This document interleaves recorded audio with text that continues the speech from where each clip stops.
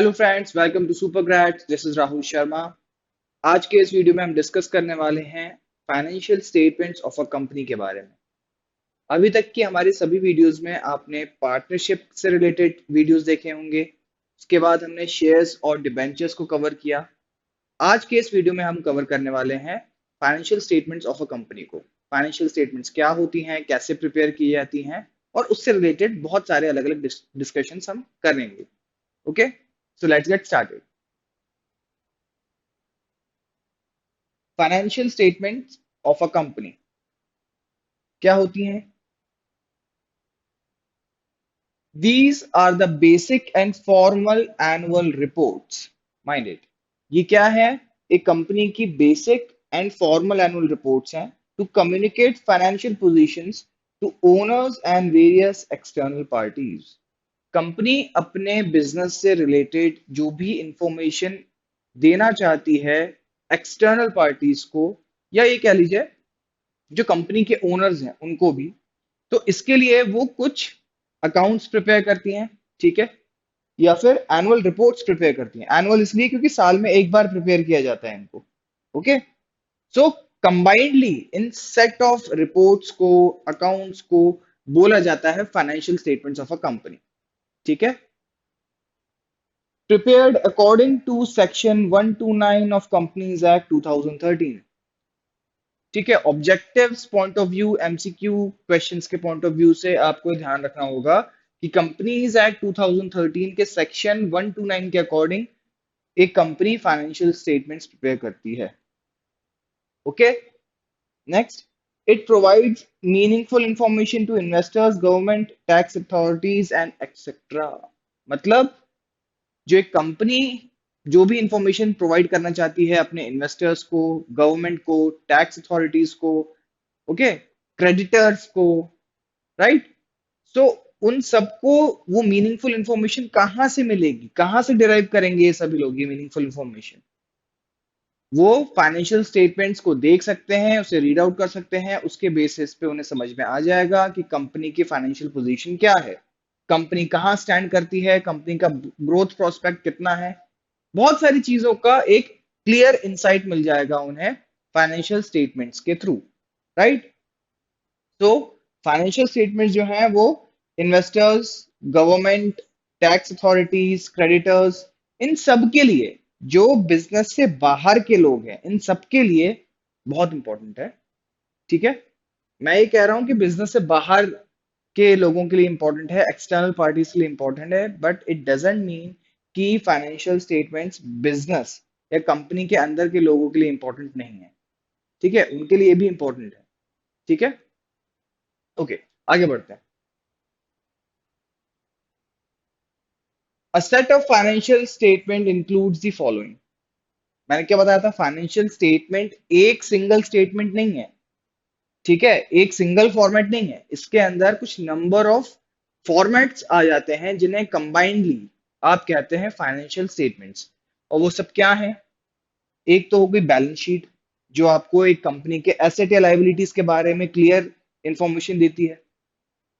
Next हो गया profit and loss account, या से आप statement of profit and loss भी कहते हैं, राइट। नेक्स्ट हो गए notes to accounts. Notes to accounts क्या है? नोट्स टू अकाउंट्स आप कह लीजिए एक डिस्क्रिप्शन प्रोवाइड करता है अबाउट एनी एसेट और लाइबिलिटी। तो उसके जो की नोट्स होते हैं वो आपको डिस्क्रिप्टिव वे में नोट्स टू अकाउंट्स के अंदर मिल जाते हैं। ओके, नेक्स्ट है कैश फ्लो स्टेटमेंट। काफी इंपॉर्टेंट स्टेटमेंट है, आगे आने वाली वीडियोस में एक इंडिविजुअल चैप्टर है कैश फ्लो स्टेटमेंट, जिसे हम डिस्कस करेंगे। Okay, so cash flow statement क्या है? It is a statement that defines inflow और आउटफ्लो ऑफ कैश। मतलब कैश कहां से आया या कैश कितना गया। ठीक है, ये सारी इंफॉर्मेशन आपको कैश फ्लो स्टेटमेंट से मिल जाती है। और कंबाइंडली इन सबको, इस पूरे सेट को कंबाइंडली बोला जाता है financial statements of a company. Is that clear? Okay, what is the significance और इंपॉर्टेंस ऑफ फाइनेंशियल स्टेटमेंट्स? भाई क्या सिग्निफिकेंस है, क्या इंपॉर्टेंस है फाइनेंशियल स्टेटमेंट का? क्यों इंपॉर्टेंट है financial statement? Because first, reports on stewardship function. Stewardship function का मतलब ये होता है कि एक बिजनेस से रिलेटेड इंफॉर्मेशन, ठीक है, बिजनेस में क्या हो रहा है, कैसे हो रहा है, बिजनेस का परफॉर्मेंस क्या है, ये सारी चीजें जानना चाहता है उस बिजनेस का ओनर। ठीक है, तो मैनेजमेंट का जो एक्चुअल परफॉर्मेंस है वो उसके ओनर को पता चले, that is stewardship function. Okay, so after reading all these reports, after reading all these financial statements, the owners can take decisions. ठीक है, कि भाई हमारी कंपनी किस डायरेक्शन में आगे बढ़ रही है, जो उसका एम है वो उसे पूरा कर पा रही है, नहीं कर पा रही है, जस्टिफाइड है या नहीं है, ये सारी चीजें आप कह सकते हैं कि फाइनेंशियल स्टेटमेंट्स के थ्रू पता चलती है। सो रिपोर्ट ऑन स्टीवर्डशिप फंक्शन का मतलब ये होता है कि मैनेजमेंट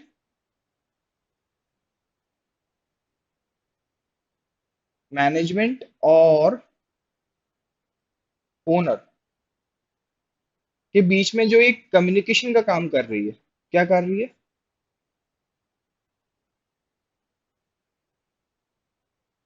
एक कम्युनिकेशन का काम कर रही है। ओनर को जो भी इंफॉर्मेशन चाहिए मैनेजमेंट से रिलेटेड, कंपनी के एफिशिएंसी से रिलेटेड, वो फाइनेंशियल स्टेटमेंट्स रीड करने के बाद उसे समझ में आ जाता है, राइट। तो ये क्या है, एक इंपॉर्टेंस है, एक सिग्निफिकेंस है। अगर फाइनेंशियल स्टेटमेंट्स ना होती तो जो बिजनेस का ओनर है उसे पता ही ना चल पाए कि भाई बिजनेस में हो क्या रहा है। ठीक है, next, basis of fiscal policies. Fiscal policies आपको पता ही है, गवर्नमेंट फिस्कल पॉलिसीज डिसाइड करती है, बजट क्या होगा, इंटरेस्ट रेट वगैरह वगैरह। Okay, so most of the fiscal policies are decided by the government on the basis of the corporate houses. एक कंट्री के अंदर, एक नेशन के अंदर जो भी बड़े बड़े बिजनेस हाउसेस हैं, ठीक है, जैसे हमारे कंट्री के अंदर टाटाज हैं, अंबानीज हैं, अदानी हैं, राइट, बिरला हैं, तो ऐसे बहुत सारे बिजनेस हाउसेस हैं, कॉर्पोरेट बिजनेस हाउसेस हैं। तो ये अलग अलग तरीके के बिजनेसेस में डील करते हैं। ठीक है, अब इनके फाइनेंशियल स्टेटमेंट्स को रीड करने के बाद गवर्नमेंट ये देख सकती है कि भाई किसी भी पर्टिकुलर बिजनेस में कितना ग्रोथ आया। फॉर एग्जांपल अगर एक स्टील या आयरन से रिलेटेड बिजनेस है, ठीक है, तो उसमें कितना ग्रोथ आया, कितना जंप आया या कितना डिक्लाइन आया उसमें। ठीक है, अगर कोई सर्विस सेक्टर से रिलेटेड बिजनेस है तो उसमें कितना जंप आया है, कितना डाउन चला गया उनका बिजनेस। ये सारी चीजें पता चलती हैं फाइनेंशियल स्टेटमेंट से, उनके प्रॉफिट या लॉस को देख के समझ में आ जाती है, राइट। तो इसके बेसिस पे कहीं ना कहीं एक ओवरव्यू मिलता है कि भाई हमारी इकोनॉमी कहाँ जा रही है। मतलब आप मान लीजिए टॉप 10 जो कंपनीज हैं किसी कंट्री की, टॉप 10 कंपनीज जो होंगी, अगर वो बहुत अच्छा ग्रो कर रही हैं, ठीक है, they are flourishing, it means क्या, इकोनॉमी सही डायरेक्शन में जा रही है ना। क्योंकि अगर इकोनॉमी के अंदर बूम है तभी तो ये कंपनीज आगे ग्रो कर रही हैं, तभी तो उनके फाइनेंशियल स्टेटमेंट्स बता रही हैं कि भाई हाँ, कंपनी के पास सफिशिएंट फंड्स हैं, कंपनी के पास सफिशिएंट एसेट्स है टू मीट देयर लाइबिलिटीज। ठीक है, बहुत सारी चीजें आपको इससे समझ में आ जाती हैं। तो कहीं ना कहीं आप कह सकते हैं, डायरेक्टली तो नहीं लेकिन इनडायरेक्टली फिस्कल पॉलिसीज भी जो है वो वो डिसाइड करती है गवर्नमेंट, किसके बेसिस पे, किसी एक कंपनी के फाइनेंशियल स्टेटमेंट के बेसिस पे नहीं, ओवरऑल जो बड़े बड़े बिजनेस कॉर्पोरेट हाउसेस होते हैं ना उनके फाइनेंशियल स्टेटमेंट के बेसिस पे। Okay, third is basis of granting credit. मान लीजिए मैं कंपनी चला रहा हूँ, ठीक है, और मेरी कंपनी को आगे फर्दर ग्रो करने के लिए मुझे बहुत ज्यादा फंड्स की रिक्वायरमेंट है अभी। अब ये फंड्स लेने के लिए मैंने कुछ बैंकों से कांटेक्ट किया, वहां अप्लाई किया लोन के लिए कि भाई मुझे आप लोन दीजिए। अब on what basis the bank is going to grant me loan और grant my company a loan, किस बेसिस पे देगा वो, भाई कुछ तो देखेगा वो, मेरे बिजनेस का क्या पास्ट परफॉर्मेंस रहा, कंपनी किस डायरेक्शन में आगे बढ़ रही है, कंपनी के पास सफिशिएंट एसेट्स हैं या नहीं, ठीक है, उसकी अभी लिक्विडिटी क्या है। ये सारी चीजें, ये सारे जो पॉइंट्स है ना, की हाइलाइटर्स जो हो सकते हैं, जिनके बेसिस पे बैंक ये डिसाइड करता है कि कितना लोन देना है, लोन देना भी है या नहीं देना है। ठीक है, ग्रांट ऑफ क्रेडिट। ठीक है, सो बेसिस ऑफ ग्रांटिंग क्रेडिट ऐसे ही डिसाइड होता है। जैसे आप लोन लेने जाते हैं एज अ पर्सन, तो आपकी इनकम देखी जाती है, आपके पास कितने एसेट्स हैं ये देखे जाते हैं, आप उस लोन को टाइमली पे ऑफ कर पाएंगे या नहीं, ये सारी चीजें जज की जाती हैं बैंक के द्वारा, उसके बाद ही आपको लोन दिया जाता है, राइट। सेम वे में फाइनेंशियल स्टेटमेंट जो होती हैं एक कंपनी की, वो एक क्लियर इंसाइट देती हैं उस कंपनी के बारे में, जिसके बेसिस पे लोन देना है या नहीं देना है बैंक डिसाइड कर सकता है, तो ये भी इंपॉर्टेंस है। Next, basis for prospective investors. अगर कोई कंपनी फंड्स चाहती है, ये कैसे चाहती है, वो चाहती है कि भाई नए नए इन्वेस्टर्स आए और हमारी बिजनेस के अंदर इन्वेस्ट करें, पैसा लगाएं, तो इन्वेस्टर्स ऐसे आंख मूंद के तो पैसा नहीं लगाएगा, राइट। इन्वेस्टर भी यही चीज चेक करेगा कि भाई कंपनी का ट्रैक रिकॉर्ड क्या है, कंपनी के ग्रोथ के चांसेस क्या हैं, अभी तक का पास्ट परफॉर्मेंस क्या रहा, तो ये सारी चीजें कहाँ से पता चलेंगी, फाइनेंशियल स्टेटमेंट से पता चल जाएंगी, ठीक है। तो ये सब क्या था, सिग्निफिकेंस और you can say importance of financial statements. आगे बढ़ते हैं। What is the purpose, what और aim of financial statements. Financial statement का क्या पर्पस है, क्यों बनाई जाती हैं, इसका क्या एम है, क्या ऑब्जेक्टिव है। First, provides information about the economic resources and obligations of the business। Economic resources कितने हैं बिजनेस के पास, at the same time obligations कितने हैं। ऑब्लिगेशंस या आप कह सकते हो लाइबिलिटी, रिस्पॉन्सिबिलिटी जो कंपनी को पूरा करना है। एंड इकोनॉमिक रिसोर्सेज से यहाँ पे सीधा सिंपल सा मतलब है कि कंपनी के पास एसेट्स कितने हैं। तो इन शॉर्ट आप ये कह सकते हो कि कंपनी के पास टोटल एसेट्स कितने हैं टू मीट देयर लाइबिलिटीज, ये आप जज कर सकते हो, ठीक है। तो क्लियर इंफॉर्मेशन प्रोवाइड करती है इसकी, आप बैलेंस शीट के थ्रू जान सकते हो, है ना। तो ये क्या है, एक ऑब्जेक्टिव है या एक पर्पस है फाइनेंशियल स्टेटमेंट बनाने का, कि फाइनेंशियल स्टेटमेंट बनाने के बाद मुझे ये पता चल जाता है कि मेरे पास कितने एसेट्स हैं, मतलब मेरे कंपनी के कितने एसेट्स हैं और मेरी कंपनी के ऊपर कितनी लाइबिलिटी है, कितनी देनदारी है, okay. Next, provides information about earning capacity of a business. Simple सी बात है, statement of profit and loss या आप जिसे प्रॉफिट एंड लॉस अकाउंट कहते हैं, उससे आपको क्या समझ में आ जाएगा कि कंपनी के को कितना नेट प्रॉफिट हुआ या नेट लॉस हुआ, ठीक है। कहीं ना कहीं बिजनेस की अर्निंग कैपेसिटी कितनी है, ठीक है, ये आपको फाइनेंशियल स्टेटमेंट से समझ में आ जाता है, ठीक है, उसके एसेट्स और लायबिलिटीज को देख के समझ में आ जाता है, ठीक है। पास्ट लास्ट ईयर की फाइनेंशियल स्टेटमेंट से करंट ईयर के फाइनेंशियल स्टेटमेंट को अगर आप कवर मतलब कंपेयर करें, तो आपको क्लियर समझ में आ जाएगा कि भाई कंपनी कहाँ स्टैंड कर रही है, वो ग्रो कर रही है या एक डिक्लाइन की तरफ जा रही है, okay. Tells about the cash flows, अभी हमने डिस्कस किया था इसके पहले भी कि कैश फ्लो के बारे में भी आपको एक क्लियर इंसाइट मिल जाती है, किससे, फाइनेंशियल स्टेटमेंट से। इन्वेस्टिंग एक्टिविटी में कितना खर्च किया या इन्वेस्टिंग एक्टिविटी से कितना रिटर्न मिला, और ऑपरेटिंग एक्टिविटी से कितना रिटर्न मिला, ठीक है, फाइनेंसिंग एक्टिविटी से कितना इनफ्लो या आउटफ्लो हुआ कैश का, ये सारी चीजें आपको कैश फ्लो स्टेटमेंट से पता चलती हैं, which is also a part of financial statements, right. Next, helps to judge the effectiveness of management, helps to judge the effectiveness of management। Management कितना इफेक्टिव है, मैनेजमेंट टाइम टाइम पे अलग अलग policies बनाता है, प्लान्स बनाता है, तो उसके प्लान्स पॉलिसीज या जो भी मेथोडोलॉजी है to manage the things, manage the task, ये कितनी इफेक्टिव है, कितनी कारगर है, ये पता चल जाता है आपको फाइनेंशियल स्टेटमेंट से।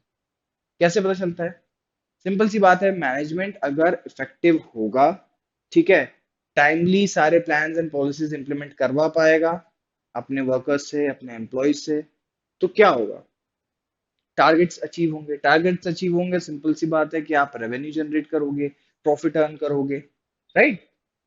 तो ये सारी चीजें आपको फाइनेंशियल स्टेटमेंट से पता चल जाती हैं, है ना। Next, discloses the accounting policies. Her business अपनी अपनी अकाउंटिंग पॉलिसीज आप बोल सकते हो फॉलो करता है, तो अकाउंटिंग पॉलिसी क्या है किसी बिजनेस की, ये भी आपको काफी हद तक समझ में आ जाता है by looking at the financial statements of that particular company, okay. Moving on, what are the limitations of financial statements, limitations means disadvantages और यू कैन से कमियां, उसमें क्या कमियां हैं, क्या शॉर्टफॉल्स हैं, फाइनेंशियल स्टेटमेंट्स के अंदर क्या क्या कमियां हैं. So the very first one is it do not reflect the current situation. Historic cost concept पे ये बेस्ड है. It means जब आप फाइनेंशियल स्टेटमेंट्स के अंदर कोई एसेट या लाइबिलिटी को देखते हो, ठीक है, तो वो तो ऑलरेडी रिकॉर्ड हो चुकी है. बट प्रेजेंटली उस एसेट या लाइबिलिटी की क्या पोजीशन है, उस एसेट के की वैल्यू इंक्रीज हुई है या डिक्रीज हुई है, या लाइबिलिटी की वैल्यू इंक्रीज हुई है या डिक्रीज हुई है, ये आपको समझ में नहीं आएगा. ओके. सो करंट सिचुएशन के बारे में आपको मतलब फाइनेंशियल स्टेटमेंट्स इंफॉर्मेशन नहीं दे पाएगा. ठीक है. आज की डेट में किसी कंपनी के एसेट्स कितने हैं, आज की डेट में किसी कंपनी की लाइबिलिटी कितनी है, ये मुझे नहीं पता. हाँ, लास्ट ईयर जो अकाउंटिंग हो चुकी है, राइट, फाइनेंशियल ईयर एंडिंग में जो अकाउंटिंग हो चुकी है, सारे फाइनेंशियल स्टेटमेंट्स बन चुके हैं बैलेंस शीट तक, तो उससे मुझे तब तक का तो नॉलेज मिल जाएगा. बट करंटली क्या पोजीशन है ये मैं नहीं जज कर सकता, है ना. आफ्टर दैट एसेट्स में नॉट रियलाइज, यानी कि वही चीज, मान लीजिए मशीन की वैल्यू 50 लाख रुपीज गिवन है according to the last balance sheet that the company has prepared, but currently उस मशीन की वैल्यू क्या है. मैं चाहूं अगर कि कंपनी से वो मशीनरी खरीद लूं, कंपनी बेच रही है, उसे खरीद लूं मैं, पर उसकी करंट वैल्यू क्या है ये मैं कैसे जज करूंगा, मुझे पता तो होना चाहिए ना. नेक्स्ट इज बायस. बायस मतलब आप कह सकते हो उसे हिंदी में शॉर्टफॉल्स, जो कि एक इंसान की, आप बोल सकते हो इंसान की वजह से है, या उसका खुद का जो इंपॉर्टेंट इंफॉर्मेशन फिल्टर आउट करने का तरीका होता है. जैसे आप ही हैं, आपको अगर कोई इंफॉर्मेशन रिकॉर्ड करनी है, तो कई बार ये आपके पर्सनल जजमेंट पे होता है कि आप कौन सी इंफॉर्मेशन को रिकॉर्ड करते हो और किस इंफॉर्मेशन को स्किप कर देते हो. सिमिलरली ये जो भी अकाउंट्स प्रिपेयर किए जा रहे हैं, फाइनेंशियल स्टेटमेंट्स प्रिपेयर की जा रही हैं, कहीं ना कहीं इसके अंदर ह्यूमन एरर होने का चांस होता ही है. ठीक है. तो bias from the point of view of the accountant कह सकते हो, ठीक है, और the person who is preparing these financial statements, right. तो आप ये नहीं कह सकते कि फाइनेंशियल स्टेटमेंट्स 100% एक्यूरेट इंफॉर्मेशन आपको दे रही हैं. You can't say that. ठीक है, क्योंकि इसके अंदर बायसनेस हो सकती है.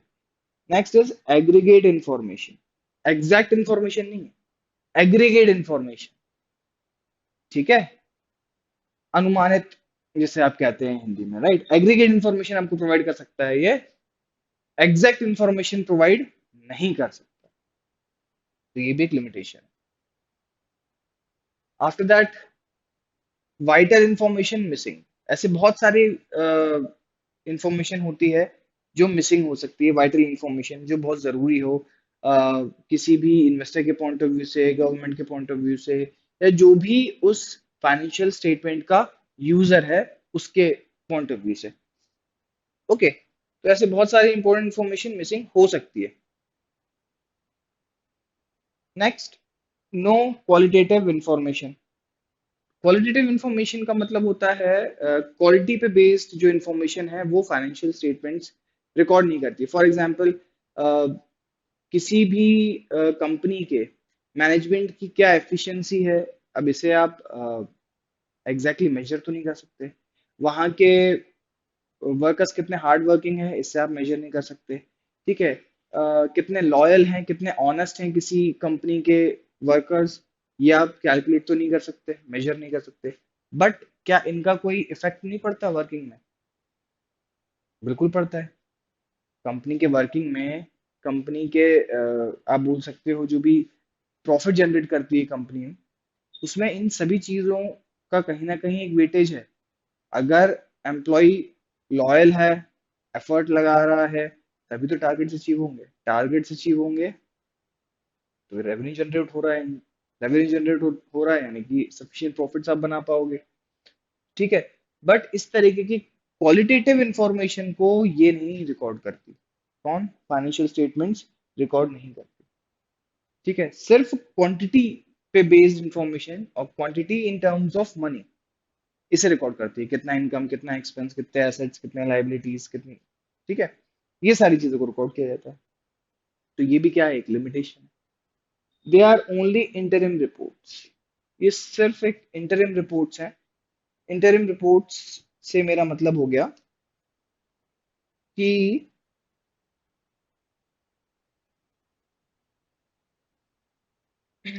Just a second, these are just interim reports.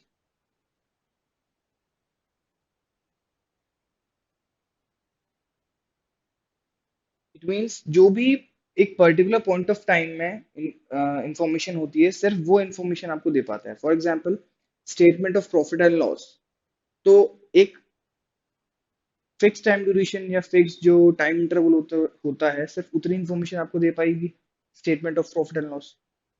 ठीक है, उसके बाद क्या हुआ हमें नहीं पता, उसके पहले क्या हुआ हम नहीं जानते। ठीक है, तो ये सिर्फ इंटरिम रिपोर्ट्स। ठीक है, तो ये क्या है, फाइनेंशियल स्टेटमेंट्स के लिमिटेशंस है। ठीक है, अब हर हर महीने हर हफ्ते तो आप फाइनेंशियल स्टेटमेंट नहीं बनाते। End of accounting year financial statement आप बनाते हो। ठीक है, तो अकाउंटिंग ईयर अभी नहीं आया है, या फाइनेंशियल स्टेटमेंट्स अभी नहीं बनी, प्रिपेयर हुई हैं किसी कंपनी की, तो आपको पास्ट परफॉर्मेंस के बेसिस पे ही जज करना पड़ेगा। पास्ट फाइनेंशियल स्टेटमेंट के बेसिस पे ही जज करना पड़ेगा उस कंपनी को, राइट? जो कि कई बार सही नहीं होता। Now it's time to answer some questions. देखते हैं,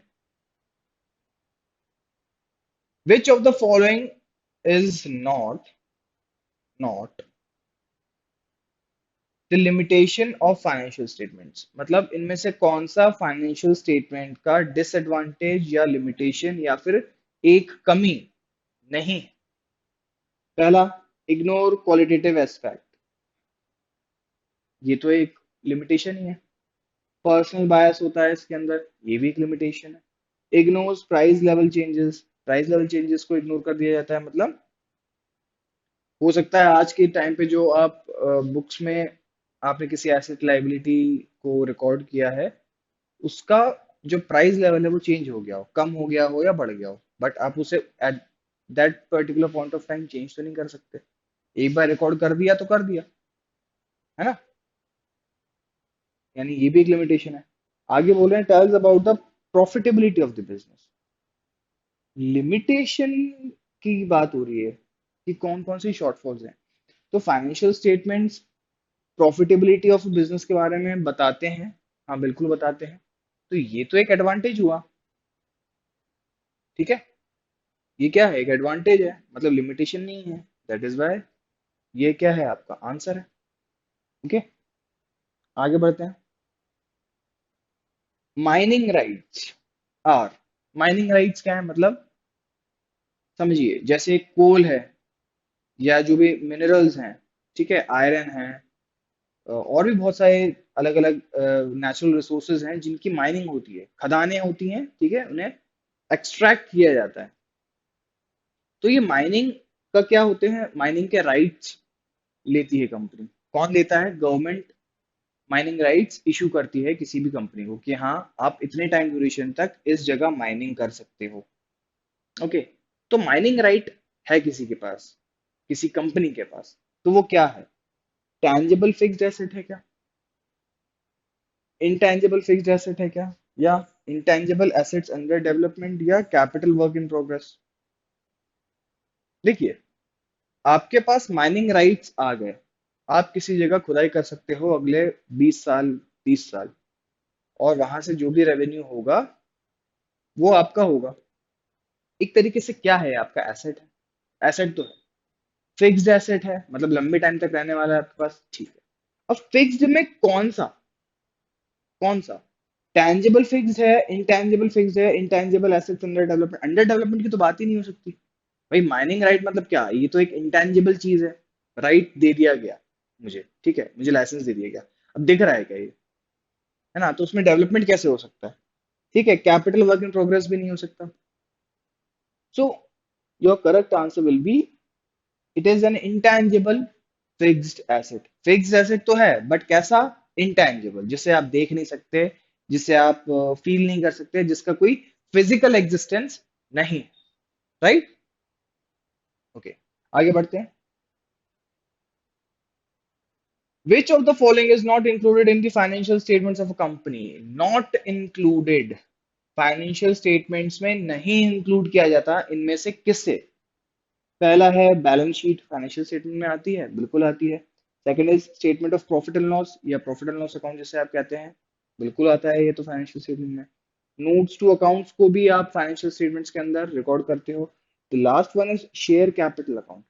शेयर कैपिटल अकाउंट को फाइनेंशियल स्टेटमेंट्स के अंदर रिकॉर्ड करते हैं या फाइनेंशियल स्टेटमेंट्स के अंदर इंक्लूड करते हैं? नहीं। शेयर कैपिटल तो क्या है, सिर्फ एक हेड है, एक एक आइटम है जिसे बैलेंस शीट के अंदर रिकॉर्ड किया जाता है, और बैलेंस शीट इटसेल्फ क्या है, एक फाइनेंशियल स्टेटमेंट का पार्ट है, राइट? तो ये तो सिर्फ क्या है, ये सिर्फ एक आइटम भर है जो फाइनेंशियल स्टेटमेंट के अंदर, फाइनेंशियल स्टेटमेंट्स के अंदर रिकॉर्ड किया जाता है, फाइनेंशियल स्टेटमेंट नहीं है अपने आप में, राइट? तो ये क्या है आपका correct option. Okay, moving on. Which of the following is not an external user of financial statement? इनमें से कौन सा एक्सटर्नल यूजर नहीं है? Not an external user. किसी भी कंपनी के फाइनेंशियल स्टेटमेंट्स के दो दो टाइप के यूजर्स हो सकते हैं, इंटरनल और एक्सटर्नल। इंटरनल यूजर्स मतलब ऐसे यूजर्स जो कि कंपनी के अंदर ही हैं, जैसे मैनेजमेंट हो गया, ठीक है, वो क्या है, इंटरनल यूजर है। एंड एक्सटर्नल यूजर्स वो होते हैं जो कि बिजनेस से बाहर के लोग हैं, जिनका उस बिजनेस में कुछ इंटरेस्ट है, जैसे कि investor, creditor, tax authorities, government, right? या जो बैंक्स वगैरह हो गए। तो इनमें से कौन सा एक्सटर्नल यूजर नहीं है ये बताना है। बैंक, ये तो बैंक तो बिजनेस के बाहर का है, एक्सटर्नल है। इन्वेस्टर भी कौन है, बिजनेस के बाहर का है, एक्सटर्नल है। क्रेडिटर भी कौन है, बिजनेस के बाहर का है, ठीक है, एक्सटर्नल है। कस्टमर, कस्टमर तो ना इंटरनल हुआ ना एक्सटर्नल हुआ बेसिकली। कस्टमर तो सिर्फ कस्टमर, कस्टमर को अगर किसी कंपनी के गुड्स या सर्विसेज पसंद आते हैं तो वो उसे परचेस करेगा। उसे क्या करना है, उस कंपनी को इस साल कितना प्रॉफिट हुआ, आगे कंपनी कहाँ इन्वेस्टमेंट कर रही है, इससे उसे क्या करना, उसे तो बस प्रोडक्ट लेना है, उस प्रोडक्ट को यूज करना है ना, कंज्यूम करना है या फिर उस प्रोडक्ट को। तो कस्टमर क्या है, एक्सटर्नल यूजर नहीं, ना एक्सटर्नल यूजर है ना internal user. User of financial statement customer नहीं होता। कस्टमर क्या यूज करता है, किसी भी कंपनी के गुड्स या फिर सर्विसेज, फाइनेंशियल स्टेटमेंट यूज नहीं करता। Okay, next. Money received against share warrants is shown as. Share warrants company issue करती है, ठीक है। शेयर वारंट्स इशू करने के बाद जो पैसा मिला उसे आप किस हेड के अंदर शो करोगे? Share holders fund, long term provisions, other current liabilities और नन ऑफ दीज में से कौन सा सही है आपको ये बताना है। तो देखिए, लॉन्ग टर्म प्रोविजंस तो है नहीं, अदर करंट लायबिलिटीज भी नहीं है, नन ऑफ दीज भी नहीं है। The correct option is share holders fund. Share warrant issue करके जो पैसा मिला, it forms a part of share holders fund, ठीक है। शेयर वारंट से आप शेयर सर्टिफिकेट करते हैं, ठीक है। तो वो कब इशू किए जाते हैं, जब आप शेयर बेचते हो, शेयर से मिला हुआ पैसा, it counts in share holders fund. Okay, so with this we come to the end of this video. Hope you like it. आज के इस वीडियो में जो कुछ भी डिस्कशंस हुए, उसी के बेसिस पे हम आगे आने वाले वीडियोस को भी कवर अप करेंगे। आगे आगे आने वाले नए वीडियोस को हम देखेंगे। Okay, thank you very much.